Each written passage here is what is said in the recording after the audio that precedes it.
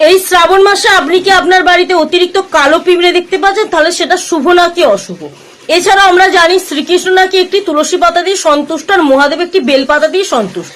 কিন্তু এই শ্রাবণ মাসে মহাদেবের শিবলিঙ্গে আর কোন কোন পাতা অর্পণ করলে আপনার জীবনে সৌভাগ্য ফিরে আসবে, আপনার জীবনে দুর্ভাগ্য কেটে সৌভাগ্য ফিরে আসবে? আপনি যদি শিবলিঙ্গে এই শ্রাবণ মাসে আম পাতার উপর স্বস্তিক চিহ্ন এঁকে মহাদেবকে অর্পণ করতে পারেন। এছাড়াও আকন্দ ফুলের পাতা, এছাড়া ধুতুরা ফল আপনি যদি মহাদেবের শিবলিঙ্গে এই শ্রাবণ মাসে অর্পণ করতে পারেন, তাহলে কিন্তু আপনার মানসিক চাপ কমবে, অথবা আপনি ডিপ্রেশন থেকে মুক্তি পাবে। অশ্বত্থ গাছের মধ্যে 3 দেবতার বসবাস, ব্রহ্মা বিষ্ণু মহেশ। তাই আপনি যদি অশ্বত্থ গাছের পাতার মধ্যে শ্বেত চন্দন বা আতর মিশিয়ে মহাদেবকে অর্পণ করতে পারেন শিবলিঙ্গে, তাহলে কিন্তু আপনার শুক্র গ্রহ মজবুত হয়। শুক্র গ্রহ যদি মজবুত হয়, তাহলে আপনার উন্নতিতে কেউ বাধা সৃষ্টি করতে পারবে না।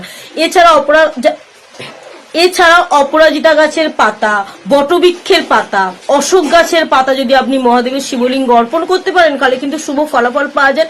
গোলাপ ফুল এবং পদ্ম ফুল যদি আপনি মহাদেবের শিবলিঙ্গ অর্পণ করতে পারেন, তাহলে সুখ সমৃদ্ধি আপনার জীবনে বৃদ্ধি পাবে। এছাড়াও কিন্তু আপনি যদি এই শ্রাবণ মাসে আপনার বাড়িতে কালো পিঁপড়ে দেখতে পান অতিরিক্ত, তাহলে জানবেন খুব শুভ ফলাফল।